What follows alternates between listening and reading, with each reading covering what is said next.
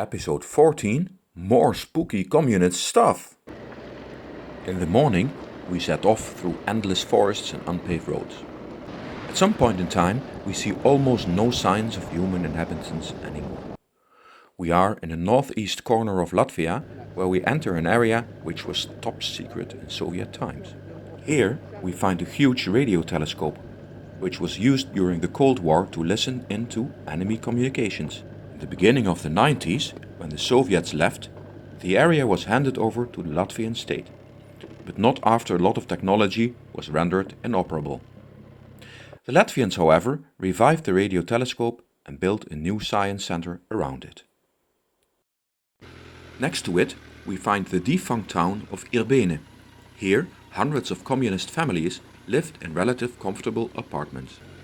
After the fall of the Soviet Empire, however, they left, and looters robbed everything of value out of the buildings. We are fascinated by this place. It almost feels like we are in the zone near Pripryat and Chernobyl.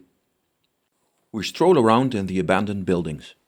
Interesting to see are some of the remains. We even find the real Soviet dreams of McDonald's and Coca-Cola.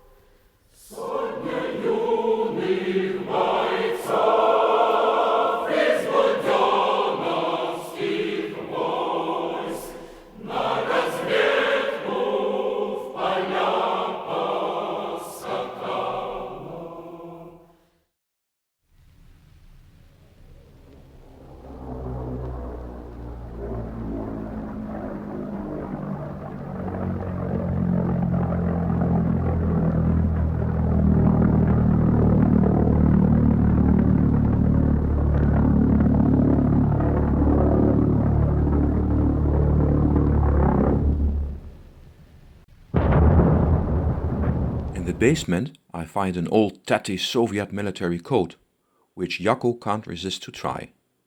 Pete also plays around with some old Soviet children's toys.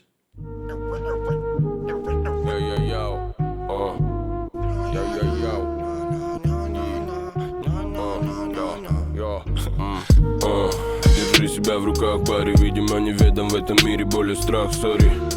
Судьба на ножах, враг меня готов базарить с этими размытыми богами. Кому куда бежать ноги, будто бы несу тебя без устали в руках боли. Время заберет все, что дорого тебе. Then it's time to continue our drive towards the ferry back home